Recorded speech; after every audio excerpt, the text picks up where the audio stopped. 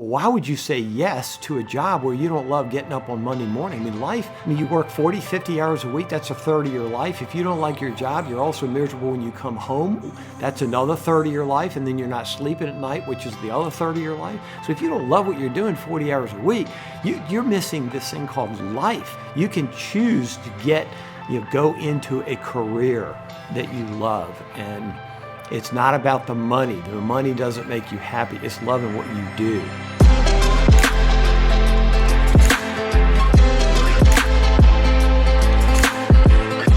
Hey, thanks for coming to the first ever Raise Your Game podcast. It's a time where we're talking with entrepreneurs, business leaders, and other epic individuals. Today I have Litt Thompson here, and he is all three of those. A great business leader, entrepreneur, and really an epic leader who I've gotten to know over the past couple of years. Litt, thanks for being on. Thank you, Dave. Great to be here.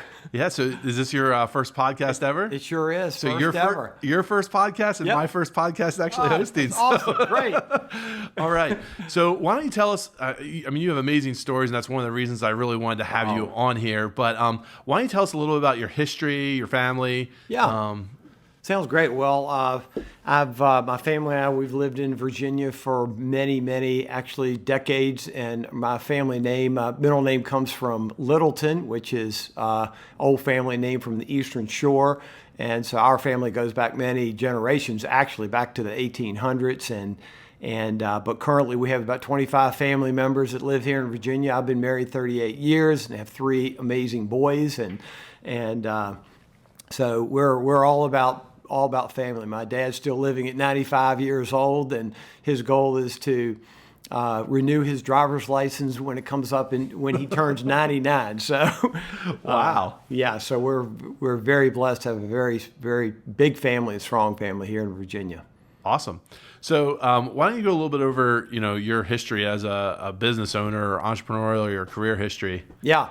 Well, I guess I was just always wired as a kid to make money. I was the kid on the street corner that sold lemonade when I was probably 6 or 8 years old. And then I had my own grass cutting business where I would go around to the different houses and cut grass and had the $3 man, the $5 man. So I remember just how much money that felt like back then. And I also had a newspaper route. I'd get up at 5 o'clock in the morning and ride my bicycle around the whole neighborhood and deliver newspapers and have to go around and collect the money. And so just as a kid, I just always loved, I would buy things, I would, and just turn around. I would go up to the local grocery or the local pharmacy and buy gum for a nickel and then sell it for a dime at schools. I was known as kind of the candy man at school. And so I knew kind of coming through college, I finally went through the business school at University of Richmond, but I knew the whole time that I just wanted to own my own business. So when it came time to graduating,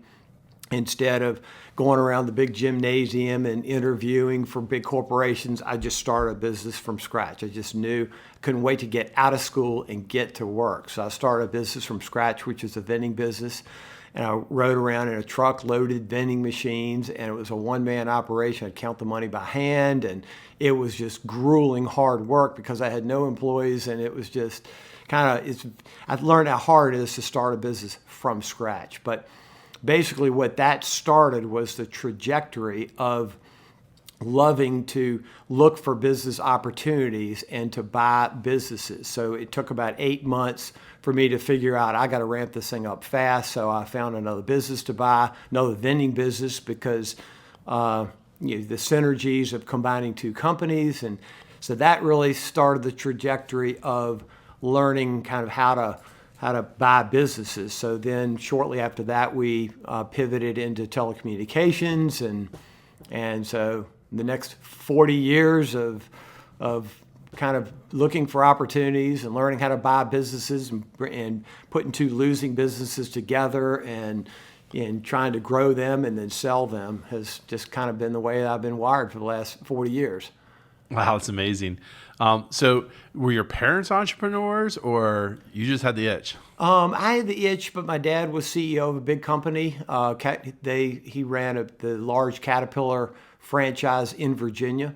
And so as a kid, he did that for 35 years. And so he was a very successful leader in a company. And so maybe that's kind of where I possibly got that taste, and just seeing my dad in business. And Yeah, I think it's great. I mean, we're always looking at setting examples for our kids and other Yeah. employees and that type of stuff.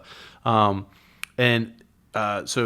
your kids, did they get the entrepreneurial itch? Or are they working with you with some of these acquisitions? Or yeah, it's one is our oldest son Gavin is working with me, and we've kind of shifted over the last 20 years into real estate, which is kind of ironic. And so my path is, even though my background has been mainly businesses, finding business opportunities, buying them, running them, and then selling them, the last 20 years, it took me about 15 or 20 years to figure out I love transactions. I love the art of the deal. I like to find the opportunities. I like to build them up and then sell them. And so finally, I kind of did a shift about 20 years ago and shifted into buying real estate, because you can create multiple streams of income. It's a hard asset. It's less employees. It's kind of easier in some ways. And so my oldest son, Gavin, is working with me in a large real estate development project that we've got going on south of Washington, D.C. so what's that like working with a family? Oh, it's awesome, because it's just so comforting to know that there's just such a trust level there, and the chemistry is been phenomenal. And our youngest two sons, they've kind of have the entrepreneurial spirit too, but they probably will end up doing their own thing and maybe join us later on down the road. Just never know. And Yeah, absolutely. yeah. So the hustle that you've had from a little kid is impressive. And I think you have a great example in your father. But I mean, I don't think there's that many people that started a vending company and 8 months in were like, I need to do an acquisition. I need to get bigger. Yeah. So where do you think that drive came from, or what sparked that idea that, hey, just starting off, I need to get bigger? I think it's just something, it's common sense. I mean, I think that, I hate to say it, I probably shouldn't say this. We might want to cut this part of it, but I didn't learn how to really buy and run a business in business school. Now I know that's a cut to U of R, so cut that part. No, but, I think it's great. I just think that it's common sense. I mean, it is what I had to learn. I mean, you learn so much theory and stuff in business school that I did not apply hardly any of that. And so when I was thrown out into the field basically and just had to fight my way into it, you just have to apply common sense. So when I started this first vending company, and when I'm riding around in a truck and feeling how hard it is to load the vending machines and how to move, if I landed, I had to wear the sales hat, I had to get a new account, get the new accounts. I had to get somebody on the other end of the vending machine to help me carry it into the buildings. And I just thought, there's got to be an easier way. So the common sense defaults to, well, let me see if I can buy another business that comes with an employee. And so that kind of shifted into that. And then I felt the power of synergies in buying, for instance, having 2 companies and then 3 and 4. So that started, we then ended up buying several more vending companies to build mass that way. It was easier to grow through acquisition than it was through flat scratch startup. Yeah, it is so great when you get that first employee. Michael Gerber in the E-Myth talks a lot about that. The problem that comes up though is sometimes you load that person up because you're like, okay, great, I have somebody, so you do the deliveries and then you do the sales and loading that person up. But I think over time we've learned that great businesses run with great employees and those people that we can depend on, whether they're family, friends, or just a regular employee. That's just a game changer, in business. Totally. So in this situation with the vending company, you brought somebody on, but how do you go about finding, those awesome people to work for your organization and just drive the organization further? Yeah, that's a great question. When I had a chain of retail stores, we would have a human resource person. Her name was Adele. And I used to tell her, go shopping for employees. The best way to find good employees is because having a retail chain, we would go into the big boxes and Adele would go around with her business cards and she would just shop as a shopper, but she would look at employees from the perspective of we can hire anybody away. I hate to say it, but the best way to hire people is to see them on a job doing a great job. So always keep your antennas up, your ears open, and go out and in your industry and shop for the best people. And that, maybe even not necessarily in the industry, but what you look for in people are the ingredients, not necessarily the industry expertise, but you want initiative, you want enthusiasm. Another good way that we found out is that when we would run an ad in the newspaper, we would set up a voicemail and we would put on there 3 or 4 key questions. Would you please state your name and your background, your work history, and why you think you would want to work here? And you can find out so much about the way people answer questions on a voicemail message, for instance. You can hear the enthusiasm in their voice. You can get a lot about their background, and so that's just kind of another way of doing it. But yeah, I know my chief of staff, Bobby, when she was working for a church at the time, and her first job was to leave a voicemail for the senior pastor just to see how she actually did it. But it was interesting. That was her main interview point. Yeah. Oh, one other third point is that I think your best employees, you are who you hang around. And I think your best employees, you can go to them, can you find me somebody? Because usually they will not offer up a bad employee. And so usually your best employees are the best source at finding the other best people to hire. So for us, poaching, we call it poaching, Yeah, where you said go. shopping, Yeah. but poaching great employees is something where you go into the gas station and you're talking to this person, they have a great personality. Yeah. Or I was going through Starbucks the other day and there's this girl who's just super bubbly and very personable. And it's like, hey, so what are you making here? $8 an hour? Well, we have a great opportunity where you're going to make a heck of a lot more. Right. And I think the real thing is people who are looking for jobs, there's probably a reason that they're looking for jobs, but people who are employed and happy, those are the ones that we really want to steal. Those are the ones that we really want to poach. Yeah. And we actually put huge bonuses on it because if they go through the process when they get hired versus 30 days, 90 days to a year is $1,000 that we're paying. It's a great incentive for employees, but they're the ones who are going to be working with the person every single day. And they want somebody who they can depend on and somebody who they can hang out with and, enjoy being with and, get the job done. You don't want to work with somebody who's a slacker.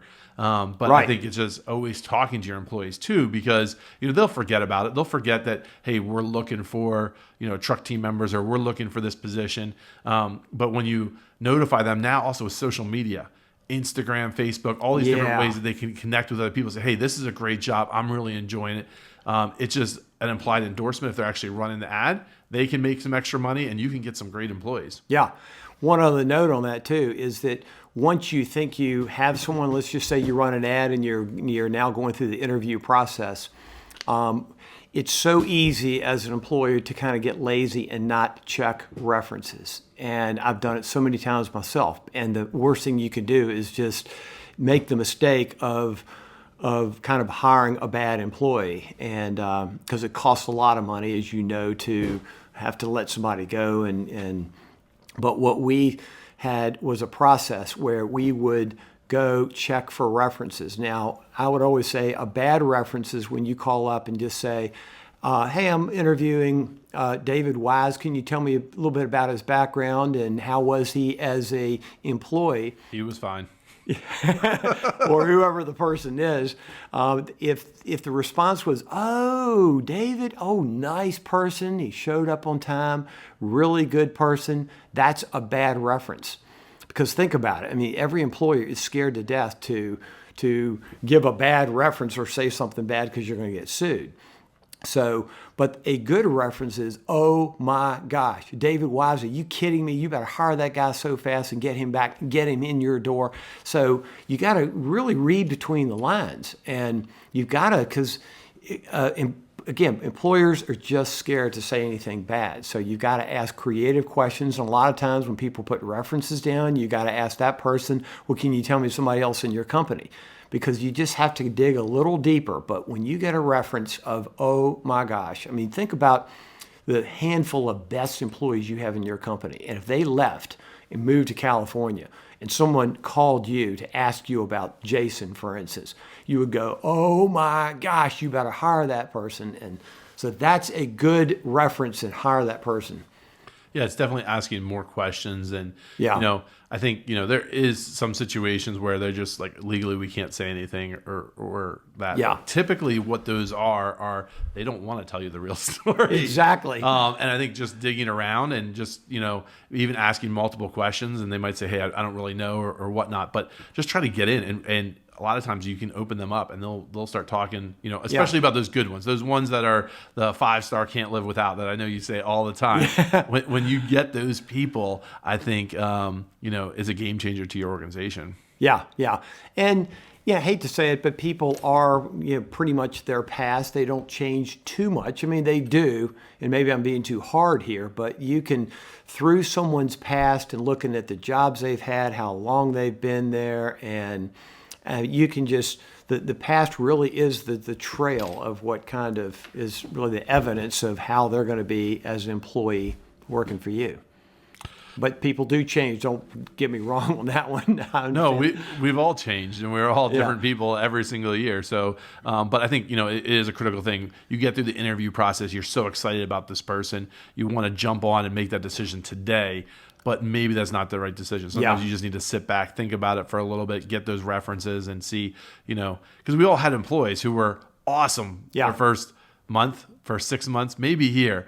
But once you get out 2 years, then you start seeing all that. You can fake it for a little bit, but not for a long time. Well, I often tell people, they ask me, well, how do you buy a business and so forth and so on. But you've got to go through a lot of businesses. Same thing with employees. You have to look at a lot. You do not want to compromise and buy a mediocre business. You don't want to compromise and buy a bad business. It has to be you have to go through the processes, and it should be a 5-star, can't live without. It's got to be, because the worst thing you can do is be stuck with a bad business. Because once you purchase it, and if it's a mediocre or bad business, you are stuck. You are stuck trying to build it, trying to run it, and then you realize you need to sell it, and it's worse than having a bad job. At least a bad job you can quit. But you buy a bad business, you're stuck. So you don't want to do that. So there's lots of times where we fall in love with an employee. We're like, this person is the best ever. We bring them on board. And after that honeymoon period gets over, we realize that they aren't really the right person. So would you say you're more of the person to, work with the person, develop them, take time with them, or you're more of the person, hey, it's not working out. I need to find the next 5-star can't live without employee? Yeah. Well, that's a really good question, a hard question, but I think the fiduciary duty of a business owner is to hire the best people and try not to condone mediocrity. And so when you get a person that's a round peg in a square hole, now everyone has gifts. We're all wired as, God created us with strengths and weaknesses. And sometimes as an employer, we will make the mistake and hire a round peg in a square hole. And it's not so much that the person is a bad person. It's more that person should be in a different role or working for a different company in a different area.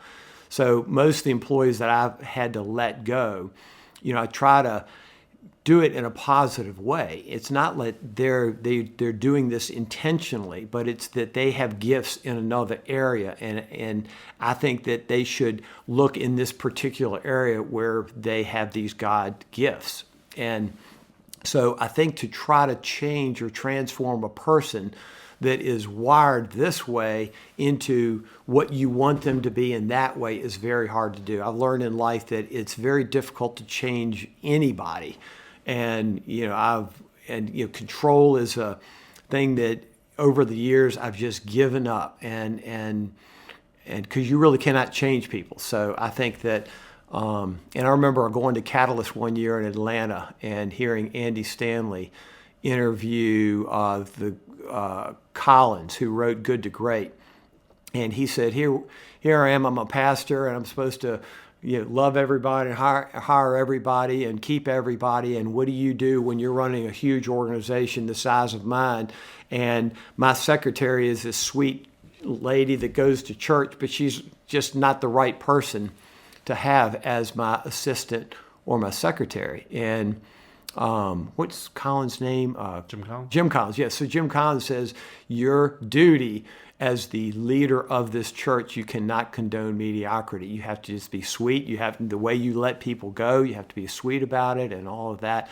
But if you accept and condone mediocrity in your organization, it's just going to show. And it's, it's really your duty to try to find the best, bring up the best, build the best. But when they're not at that status, then you need to move on. I used to also say with Adele, because we would have, about 15 or so, 20 people in each of our retail stores. And I kind of hate to say this, but I would also get her to, when I would go into the stores and talk to the store manager, I would kind of ask creative questions. I'd kind of come in the back door and I would say, well tell me, who is the best employee in this store?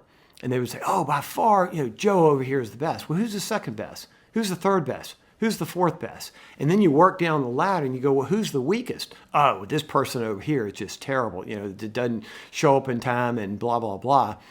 And so then I would then say, well, why is that employee still working here? Because what we need to do is Adele needs to be out shopping for the best employees so that we've got a waiting list over here.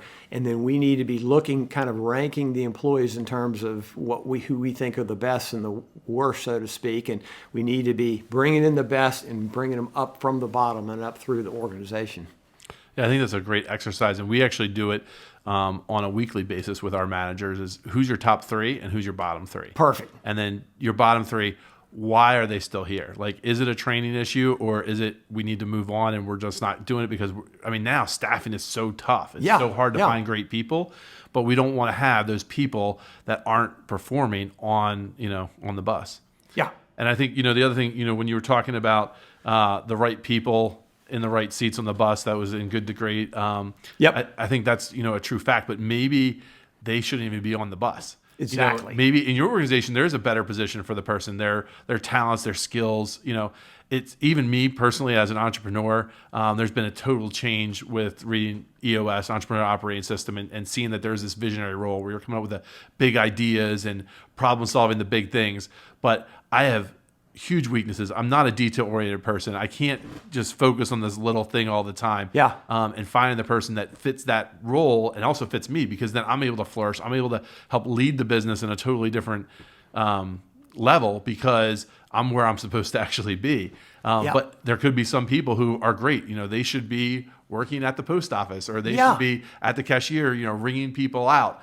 There's other people who are sales, and you can't take somebody who doesn't like to talk to people. Well, for the most part, you can't put the person who doesn't like to talk to people and put them in a people-facing position. So sometimes it's finding that right person and putting them in that right seat that he talked about. That's exactly right, because we know not what we do. So employees who maybe aren't doing the job that we want them to do, they cannot help it. We don't blame them. We need to love everybody. We need to love them, but it's our job to try to find the right place where they should be in life. Maybe it's within our organization, maybe it's not. But as leaders, we're kind of orchestrators, and we're trying to, there's so many moving pieces, like playing 3D chess, and so, but we do it all with the spirit of helping people. And if we've got a person belongs in a different position or with a different company, that's best for them. It is absolutely best for them, because believe me, employees who we don't think aren't doing the right job, they're more miserable than we are. They feel the tension.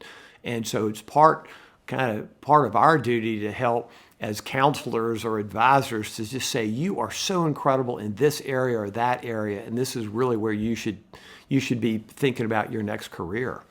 I think just life's not worth living or working where you're totally miserable every single day. Yeah. There is a job out there. There's so many different jobs and occupations and different things. Maybe they're not thinking of what would be best for them. Exactly. But if you can find a job that you love going to every day, we say at 1-800-GOT-JUNK, if it gets to the point where you don't enjoy coming in, it's time to hang up your blue wig and put that off the side. That's not you anymore. And there's seasons, because we changed where we are in life and where we are in relationships, and that affects everything. But once you don't enjoy coming into work, go find the thing that really just makes you come alive. Totally.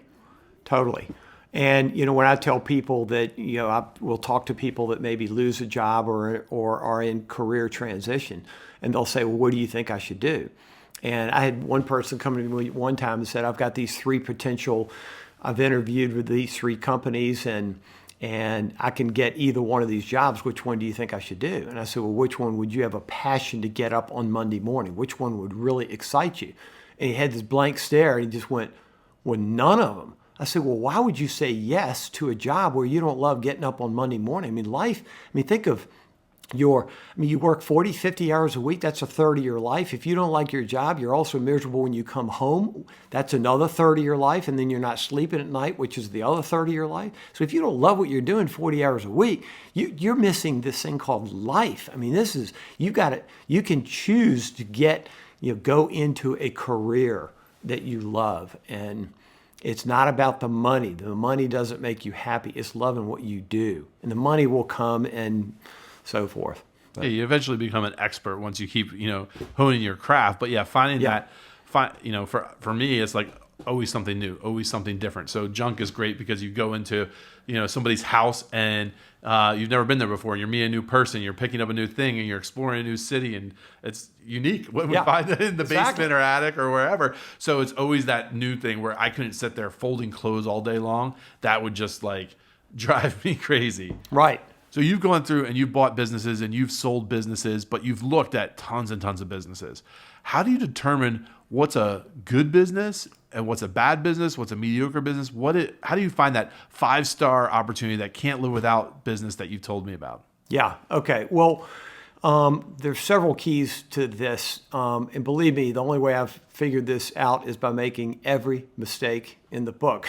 And that's why I've got all this gray hair. So this is not by any so I've just literally, so after making a ton of mistakes and now looking back on life, if I were to tell someone on how to find a good business, the first thing I would say is assume every business is for sale, because people will always think inside the box and they'll call a business broker and here are 6 or 8 or 10 businesses for sale. Well, why look at that?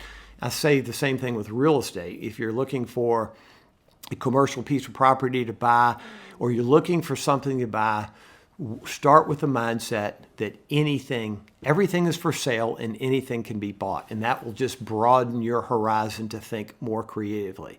So the second thing I would say is, okay, now assuming you could own any business, think about the ingredients that make up a business, because I made a lot of mistakes the first decade or two buying businesses that are high energy and low return. So after about 20 years, I remember a day off in the library, I was trying to think of businesses from a completely different perspective. And so after I was looking at industries and businesses from 40,000 feet, I came up with this 4 quadrants that I always talk about, and 4 quadrants of businesses. So quadrant 1 are industries and businesses that are high energy, difficult, tricky, employee intensive, capital intensive, inventory intensive, and they don't make much money. So that's high energy, low margin. And there are a lot of bad businesses. There are a lot of businesses in that quadrant 1. And then quadrant 2 is high energy, high margin. So that category would be difficult, tricky, risky businesses that are employee intensive, capital intensive, inventory intensive, but the margins are high and they make a lot of money. For instance, the contracting business or the road building business, it takes capital equipment, it takes employees, it's dirty, it's hard, but they make a lot of money. The grocery store business, for instance, quadrant 1, high energy, you got bricks and mortar, employees, food, you've got every bad element of a business imaginable. And by the way, they don't make hardly any money. The average grocery stores make 2% bottom line. That's a lot of energy and work to make 2% bottom line. And then you come over to quadrant 3. Now that's lower energy, less complicated, very scalable, and super high margins. And then quadrant 4 would be that low energy, Like my wife and I owned a travel agency business. That's a perfect quadrant for business where it's fun and easy. And the airlines, and this is back when travel agencies were really, really big. But that business is easy, fun, enjoyable, but they just don't make any money. So having the perspective of knowing that you can buy any business and every business is for sale. And the reason I say that is because most business owners are stuck in their own businesses. And I've been on the stuck end so many times. And when you're working 80 hours a week, you're wearing every hat, you're stressed out.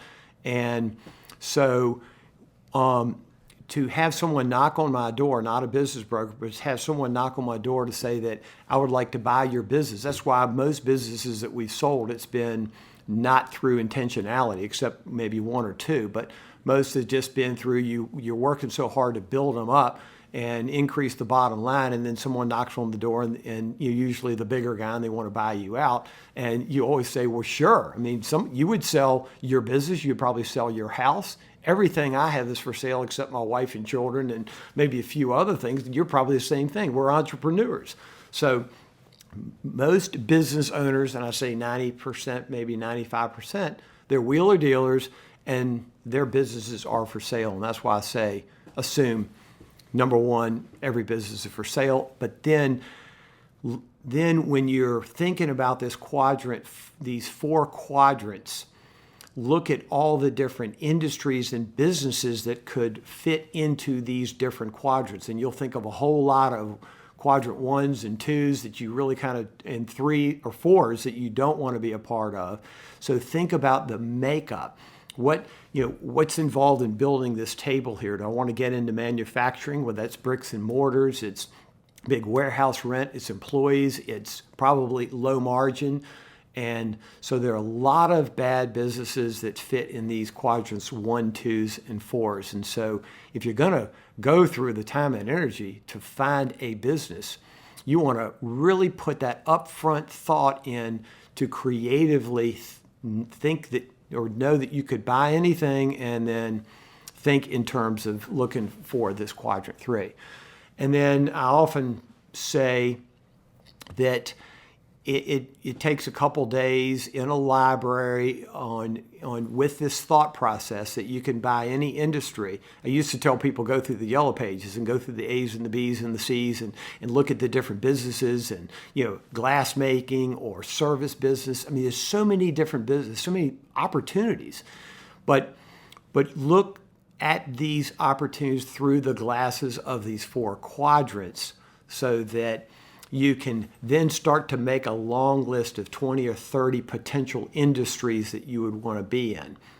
And then once you finish that homework and you've got 20 or 30 different businesses written down that fit in these different quadrants, rank them 1 to 20. I mean, you're going to cancel out probably half of them because as you brainstorm on all the different industries and businesses out there, you're going to be thinking of new ones. And so finally, you're going to get this list down to maybe 10 or 8 different industries.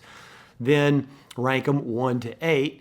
And then look at those different businesses that are in this market. Like if you live in Philadelphia, then research the companies that fit in that box in that area and start to build a relationship with the owners and take them out to lunch and just say, I'm really intrigued with your business. I'd like to learn more about it.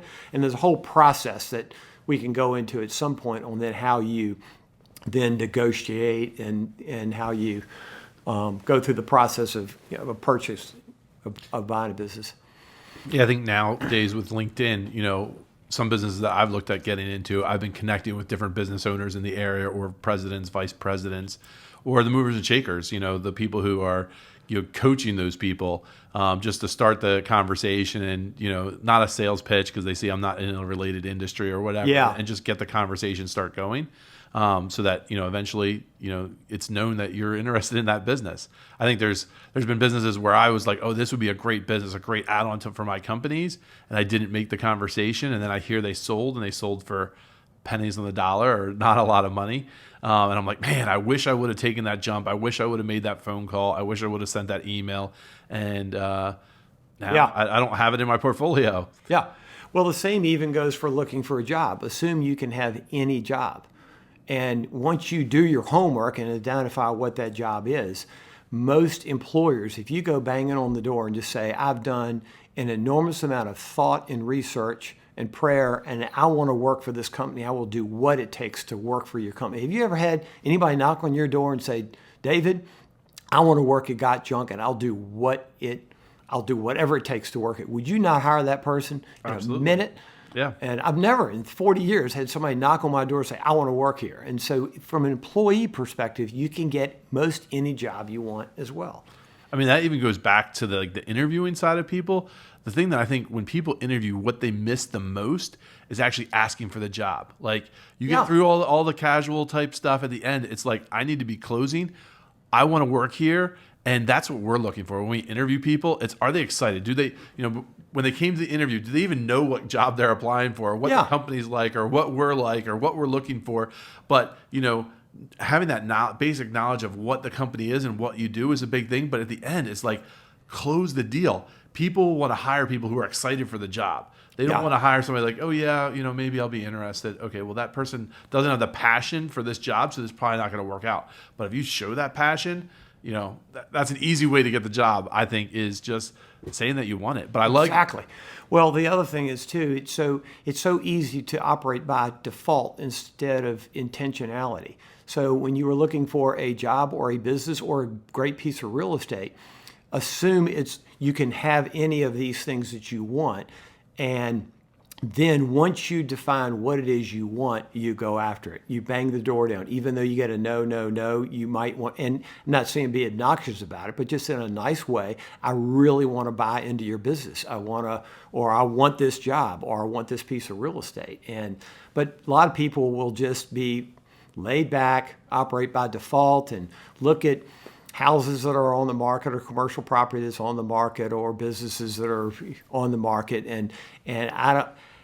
I've asked a business broker one time, I said, if you really had a 5-star candidate with that incredible business opportunity come your way, would you not buy that yourself and close your business brokerage? And they went, you bet I would. So think about it. Everything on the market is already filtered by the real estate agents and business brokers. And so the best thing is determine what you want and figure out a way to drill down through and get it. Yeah, I know your story earlier, we were talking about the guy who interviewed the different companies. The other thing is maybe finding what you really have a passion for and starting your own business, going out and finding, if you like cameras or you like being outdoors, lawn mowing, giving tours, whatever it is, find something that you actually have a passion for, because I think that's really good on the business side. I think what I see in a lot of entrepreneurs is that they really have a job. That they're doing the job of, like, they're a plumber. They thought that was their skill. They hung up a shingle and started doing that type of stuff. But I think in all your businesses, it wasn't really about a job. It wasn't really about the passion. It was being objective from the outside and looking at the numbers. What makes sense? What is the return on investment? Because I think a lot of people, that's the biggest thing I think with business people is they don't even know their finances. Like, they don't know how much they made last month. They just wait till the end of the year. I just recently had a conversation with somebody who's like, oh, I only look at the end of the year. And I'm like, are you kidding me? Yeah. Running a multi-million-dollar business and don't look at your profit until the end of the year. But I think that's a great way to look for businesses and to look at, owning a business is from an objective standpoint. Yeah. So you've been very successful. What would you say is one or two things that's just the keys to your success? I had 4 businesses going, and it was the recession of 1990, 91, 92, and everything that could go wrong went wrong. And I was fighting for my life. The whole house of cards was getting ready to just cave in. I felt like the guy up on the stage that had 32 plates spinning, and they were all getting ready to come just crashing down. And so that was during the savings and loan crisis, and our bank loans were called, and so just did not know what to do. So I remember pulling out of my driveway one morning so stressed out, I was about just to explode. I couldn't take another day of the same thing. And of all the bullets firing at me and just not knowing what to do. So I did the most counterintuitive thing that looking back on it, it was the most absolute counterintuitive thing at the time. And so I called into one of the companies, this is actually the television production business. I said, I'm not coming in today. And the receptionist said, okay, that's fine. We'll see you tomorrow. And I was in this rut of thinking that I had to be the first one there and the last one to leave. And had this mentality that the harder I work, the more I'll get done. And so I was working harder and longer hours trying to save these companies. And so by calling into work and saying I'm not coming in, I cleaned the slate of the entire day. So I ended up, and all this is just God orchestrated, I know, because God was just telling me that at the time that, it's just not working harder. I'm going to show you kind of a new way of thinking about life. And so I was driving my car and I cut through University of Richmond and I parked the car under a shady tree and I thought to myself, well, all I wanted to do is hide and just bury myself someplace and run from everything. So this was my way of running. So I ended up taking a legal pad, and at the time I left my pager and electronic devices on the seat of the car, and I went into the law library and I found a booth in the corner where nobody could find me. So as I sat there in that booth, and I started to, for the first time in my entire 20-year career, I had taken an entire day off to think about, oh my gosh, where am I? Where am I going? What have I done? What is this mess I've created? So I'm sitting in this booth, knew that I had no interruptions, no phone calls, and this peace. And so I started to just get relaxed, and I started to think about life completely differently because it just was a safe environment. Nobody could find me. And so after about 15 or 20 minutes, I was very relaxed, and the creative juices started to kind of come out then. And so I wrote down a question at the top of the legal pad. And the question was, why am I so stressed out?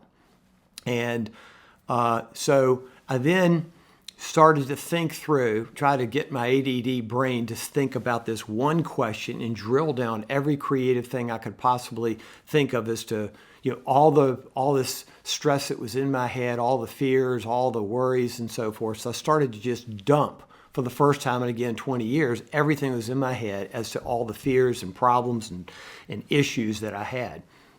And so after I wrote down maybe 30 or 40 things on a piece of paper, I then went back to rank them. And what are my real problems and how do I get out of the situation that I'm in? And so as I was ranking all the different items, I've kind of realized that half of them were just fears that I had in my mind. So I got it down to maybe a dozen or so real problems and issues that I had to work through. I ranked them 1 to 12.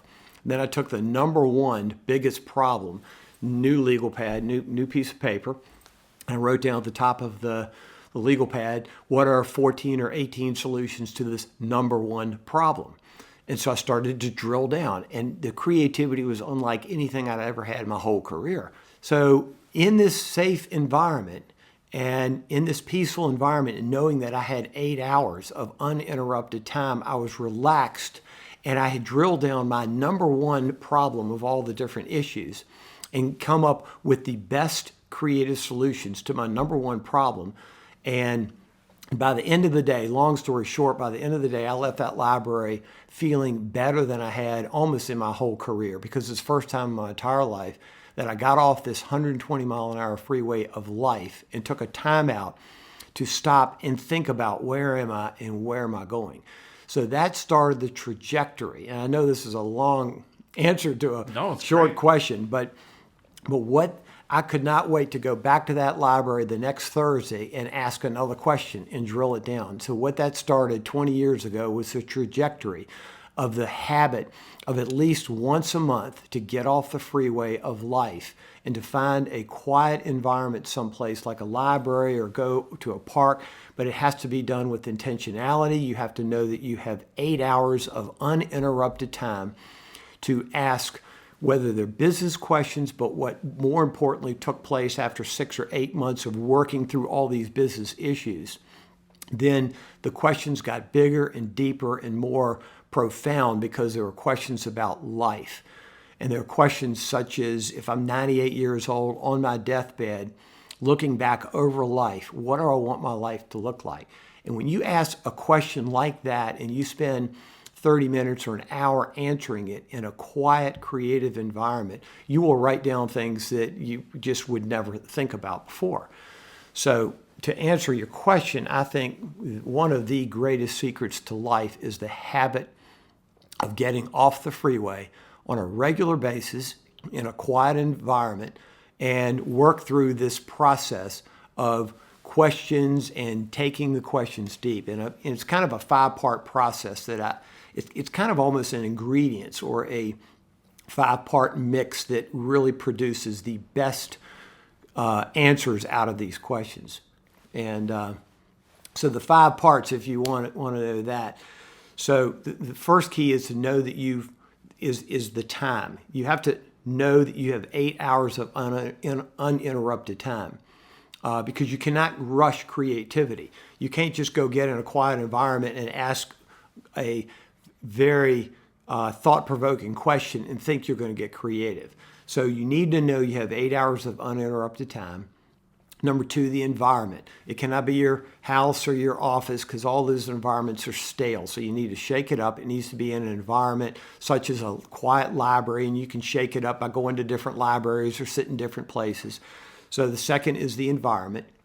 The third is when you are in this environment, relaxed, and you know you have 8 hours. So relax for a while and just let your body almost just drift outside yourself and think about life from 40 or 80,000 feet. I've got this one opportunity. I've got 90 years to live or whatever the time is, and start to just get really relaxed. And then the fourth thing would be the question. And this is where the real power comes, because you don't just take a day off and go sit in the library and just brainstorm or just let your mind go.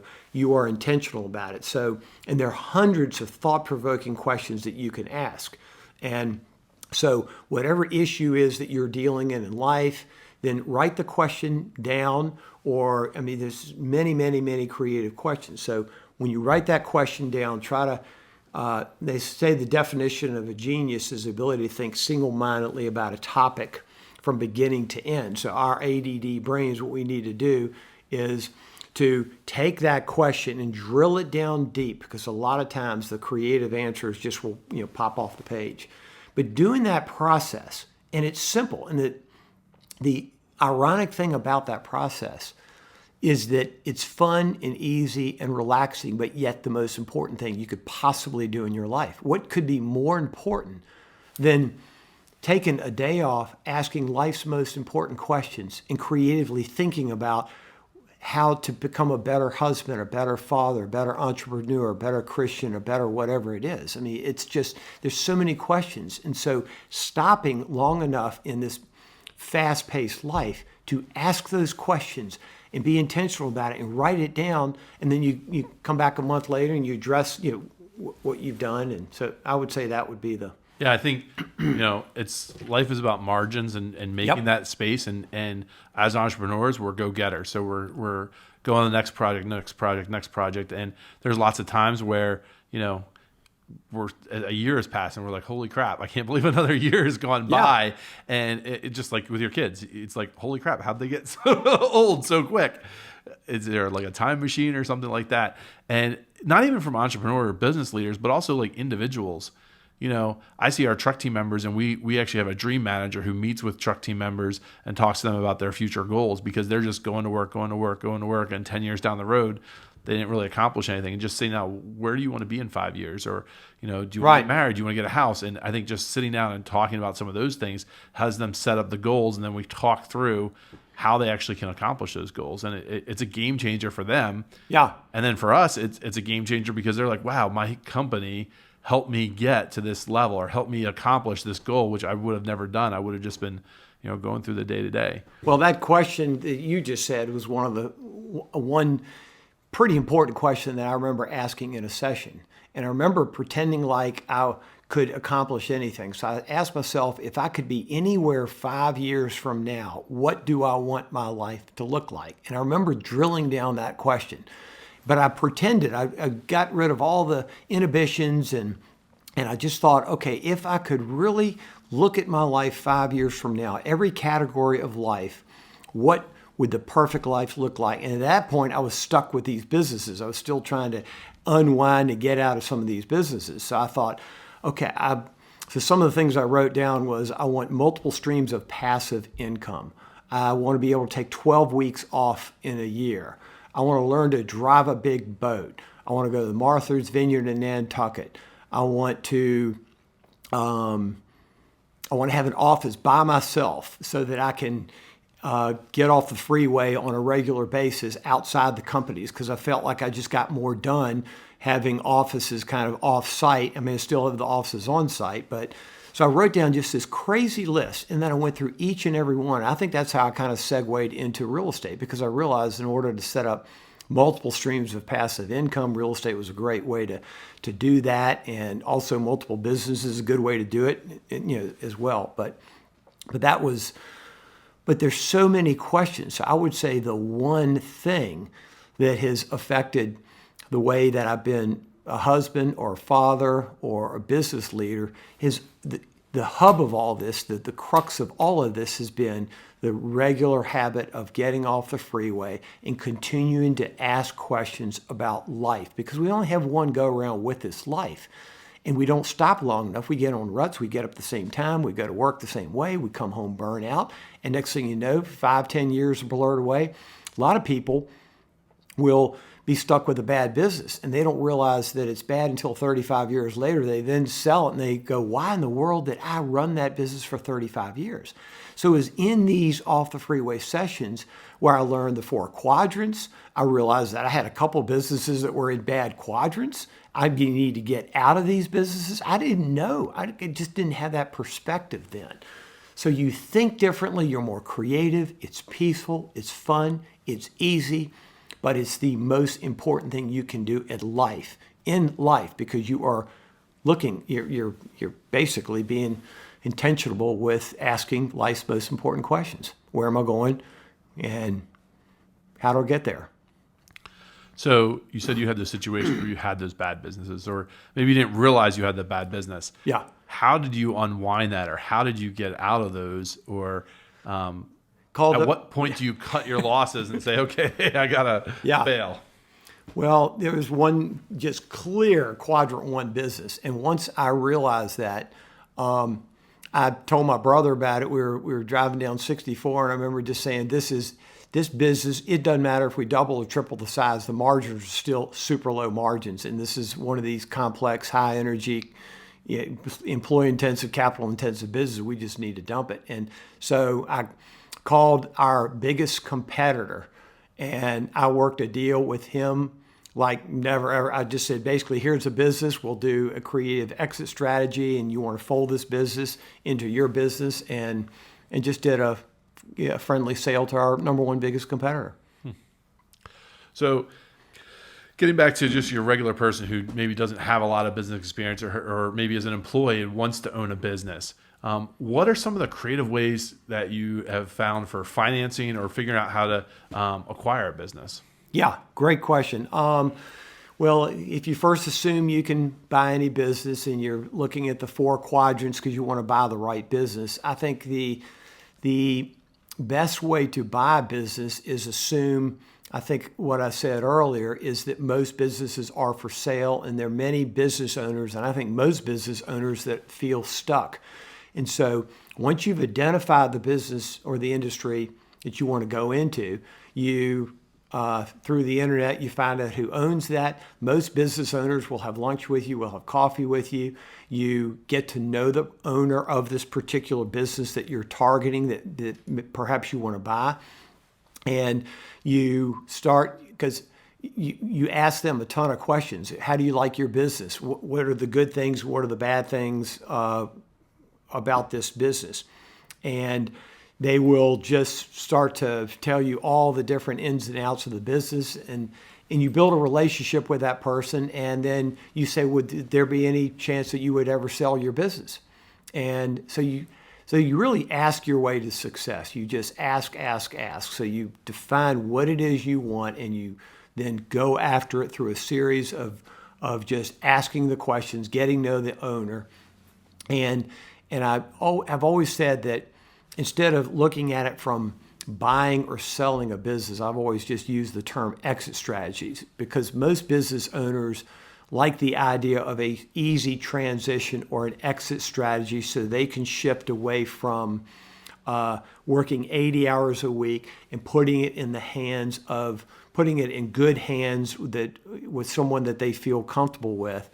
And you transition, maybe you buy into the business, maybe you work there for a while, and then you can build up some sweat equity, or then eventually buy the business. And but you also have to realize that, I mean, there's obviously some cases where someone will not sell the business or doesn't want to sell it, that maybe they're younger, or maybe they've got 3 sons that are working in the business. You can see that transition, that they're just not going to sell it. So you go to the next competitor in that space, so to speak. Entrepreneurs might be stuck in their business, and I've seen that many times with people who we've acquired, and their profit. You're coming from an outside perspective. They just see it the way they've always done it. And we've had lots of situations where we were able to look at somebody's business. We saw how much money they were making, and once we took it over, within 12 months, we're making 10 times their profit, which is huge numbers. That was actually one of our most recent acquisitions, where it was a 10 times profit change. So we basically were able to pay it off within like 2 years. One thing in terms of exit strategy, I mean, one of the, I think, keys is that you get the owner to hold a lot of paper, because again, they want out, they kind of want a transition. So the more you can put a deposit down and get the owners over time to hold paper, that is just always the best situation. Yeah, and I mean, by paper, you're talking about a loan. They're taking, they're selling it to you for XYZ, $100,000, and they're financing over a certain period of time. I think another really good thing about that is if they own the business, then they know that there is equity there. Where when you talk to a bank or whatever, they're like, I'm not really sure if this is actually going to work out. Yeah. But I think it's really investigating the owner and seeing what is really driving them. Is it they just want to get out because they don't want to deal with it anymore? Is it they want their employees to be taken care of well? Is it, hey, this brand is my name and I want to make sure it's taken care of? And then, look at your proposal to go towards basically what is their ultimate objective. Exactly.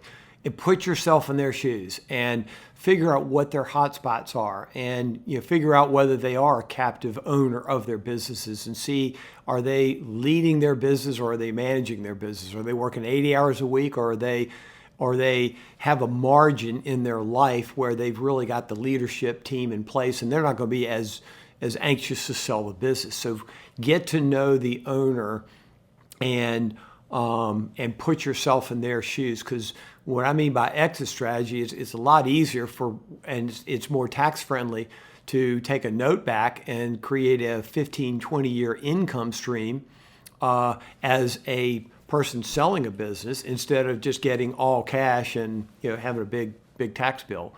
And usually you can get a higher price too, because I've often said that, I mean, your typical purchase price is about a 4 times multiple of EBITDA. But if they're demanding all cash, then you should get a 3 times multiple. But if they're willing to hold paper, maybe you pay a 5 or 6 times multiple, because you're buying it over time and they're holding the risk and allowing you to buy it. It depends on the margins of the business. It depends on the growth trajectory of the business. But I usually say at 3 is when you should buy, and at 5 is when you should sell. But every single business is different, and every situation is different.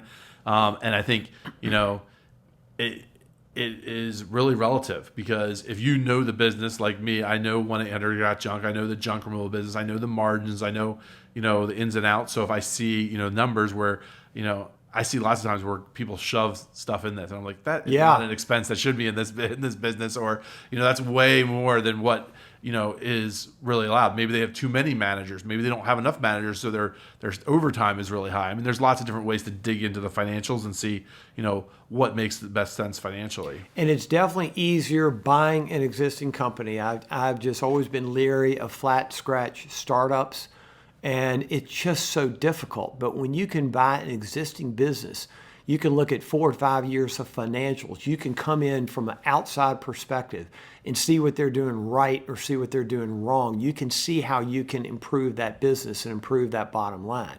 So an outside perspective buying an ongoing business, you get a tremendous amount of benefits, and usually you can, of course, get them to finance it, and it's also bankable too. I mean, what bank is going to give you money to start a business up? And Well, they did for me. It was probably a mistake, though. I think it's my $200,000 mistakes where I didn't go to college. I went for a semester or whatnot, but I've had multiple businesses where I've lost $100,000 or $200,000 starting up the moving company or carpet cleaning or whatnot.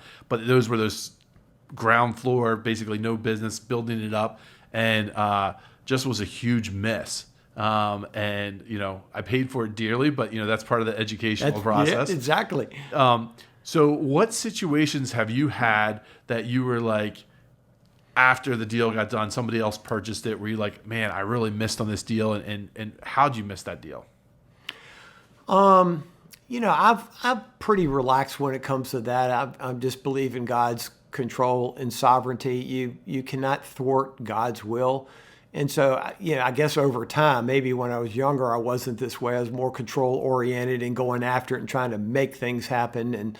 But I think part of what's helped looking back over life is that just go with the flow to a certain extent. I met with some people this morning, and they're onto a really good business that they can buy. But I told this person that you just take the next right step, and you cannot thwart God's will, and you have to just keep making the next right decision, because you don't want to overbuy, and you're going to lose opportunities, but that's okay. There's a better one around the corner. And it's for a reason. And so I remember my brother, when they were looking for their first house to buy, for instance. I mean, they looked and looked, and they finally got their first house. They put a bid in, and they lost it. And I told my brother, that's good news. That's fantastic. There's a better one around the corner. He was so distraught, so upset. And so he said, no way, I've done all this research, and that was the best house. No, there's a better one around the corner. So finally, obviously, a few weeks later, he calls up, he goes, you're right, we have found a house is twice better than the first one. So they bid on that, and they lost the second one. I said, fantastic, there's a better one around the corner. So the third house he ended up buying was, double better than the second house. So it's just, you don't have to try to thwart God's will and make it happen. So you'll lose deals and you'll win deals, but just trust in God's love and His control.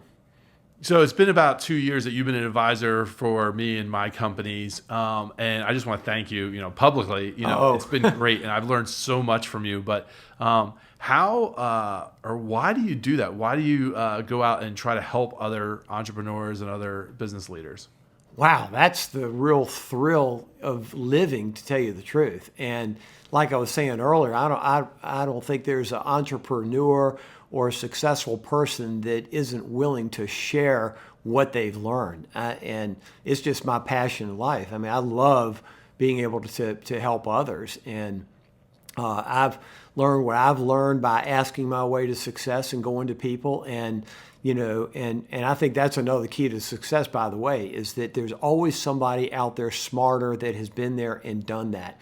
Always search that person out and ask questions, because you can condense the time frames, and you can be so much quicker to success if you just go to the smartest people that have been there and done that. And there's again, questions are so powerful. Ask them, what are the 3 keys to success? What are the 3 biggest mistakes? What are the 3 things you like about your business, what that you don't like about your business? And what are the 3 do's and don'ts of whatever question it is in life, marriage or raising children? What are the 3 mistakes? And so, but personally, I think most people who have been successful in life, they love to share anything that they can. So it's just a passion of mine. Yeah, I think the big thing too is look out for those people that that have influence or have great ideas or have a good personality or have a great experience, and shoot for the moon. Like, say, hey, I want to talk to Simon Sinek, or I want to talk to whoever the person is. Reach for the stars, find those people, those local business owners, and just try to get to know them and find out who they are. And a lot of people, they just want to give back. They do. All right, so you talked about when you're 99 years old, looking back at your life, and you've taken the time to sit down and, write that out or think that or spent the 8 hours working on it. What is that vision for your life? Wow. If it's too personal, that's okay. Yeah. We don't have to go that way. No, I think that that's a good question. Yeah, that's. I think that. Boy, there's so many things that just kind of come to mind that are kind of random, and I obviously want to try to. I think we're all want to leave a legacy, leave an impact, because it's. And I think you can leave an impact in so many different ways, and you can leave a legacy and an impact just how nice you are to the grocery clerk and how nice you are to the waiter or the waitress. And so I just think that so it's not about how big it is and how much money you give away. And I think one thing you learn in life, though, too, very quickly, is that money does not buy happiness. And I thought it was about having, the more homes and the bigger the boat and all of that. But then when you buy the big boat and the multiple homes, you realize that they're just attention units, and they are distractions, and they actually steal a lot of the joy that you think you're going to get out of it. But I think simplicity and just trying to surrender to God and listen to Him on a moment-to-moment basis, and just let Him guide you through, because He's got a plan and a path for your life. And I think the more you can let go and surrender to His will, the more peace and joy that you will absolutely get out of life, and try to do it His way and not your way, and His timing, not your timing. And so you're always working on something. I know that. What's your big project right now?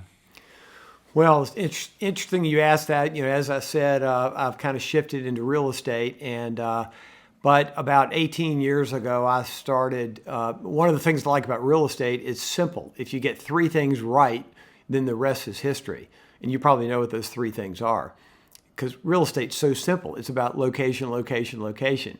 So you don't have to be a rocket scientist to make money in real estate if you focus on those three things. So about 18 years ago, I started buying land south of Washington, D.C. and north of Richmond being the capital of Virginia. And when I started buying this land, it just happened to be in the right location and right at the interstate interchange with I-95 frontage, and it just had all the elements of location all over it.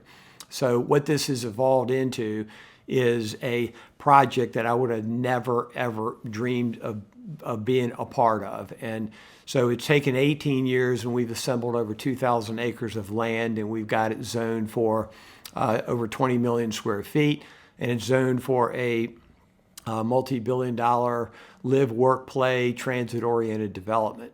And so it's been a project that the state has embraced, the county has embraced, the federal government has embraced, and it's opened up doors that I would have never imagined. So what we've been able to assemble is basically enough land is an estimated 40,000 people that will be living in this city. And so what we want to create is a model, smart, sustainable city unlike anything in the country. And I think we've got the location, hopefully, to do that. And we've got miraculous momentum and bipartisan support, because this project will create 49,000 jobs and $22.7 billion of economic development for Virginia. And but the ironic thing is, I'm not a developer; I'm a landowner. So this is what has happened after just deciding to purchase a bunch of land in a great location. And so we're looking for a large joint venture development partner that knows how to go vertical and build this sustainable smart city. Wow. I mean, that's impressive in any way, shape, or form. I mean, how did you get to the point where you came up with this whole concept other than just owning the real estate? Yeah, great question. Well, I wish I could take the credit, but the credit really goes to the county and the state of Virginia. It was because of owning this land in the right location, and once the county found out and the state found out that we owned this mass of land, they approached us and they started meeting. Their leaders got together and they started planning their future. And so because of this location, the county has really come up with their concept of this smart, sustainable city. So it's been a learning process. It wasn't my vision at first. It really was the buy factor of a lucky land buy years ago that has evolved into a vision that really the state and the county have come up with. And how exciting is that? Is it going to be called Littville? No, no, I doubt that. Right now it's called Washington, D.C. South. That's a good placeholder name that we've got, and got a great website for it. And because but what we've told, we've had the Department of Defense come down, do a site visit. We've had meetings with people that I would have never thought of. For instance, we get this call from the Chertoff group. Michael Chertoff was former Homeland Security Director, and my brother and I walk into this big meeting with all these people sitting around, and General Michael Hayden, former CIA, NSA Director, is running the meeting, and he wanted to know all about this land holdings because they're advising the White House in terms of different federal agencies and that are perhaps decanting outside the 50-mile blast zone of Washington, D.C. So they wanted to know all about this land. And so it's something that, as I've said, it's a blank canvas of 2,000 acres. It could be Silicon Valley East. It could be Washington, D.C. South, or it could be, what we've done is lay the groundwork, taken the risk out, and it's fully zoned for this city. So we actually almost landed the Amazon HQ too, which was really exciting. The state of Virginia put our project forward, and we came very close to landing Amazon HQ too, which was really exciting. So what's the time frame to get this up in completion? Well, we're very close right now, actually, to our partnership. So that's really where I'm spending almost all of my time, is negotiating the biggest deal that I would have ever thought that I would have ever negotiated. But we're talking to some major developers that are looking at this project. So that's kind of, so once we land this joint venture development partnership, then we can go ahead and start building this. And this train station plan right in the center. So on this land, we've got 85 trains cutting through every day. Right through the middle of our land, we've got 200,000 cars on I-95 with 4 miles of frontage cutting through every day. And so it's just mass transit. The fiber, 80% of the world's internet goes through our property and up to Northern Virginia, as you know, and the big 5G lines are coming in from Virginia Beach and Norfolk. And so if there's ever a project that's got location's got the infrastructure already in place, and we're teed up to really find the best partner that can create the most credible legacy and real estate project. Well, it was great having you and getting so many different nuggets of information from you. I'm sure there's lots of things that I can take away, and also our listeners can. If you guys had fun, hopefully we'll be putting out some more of these. And thanks for listening to the Raise Your Game podcast.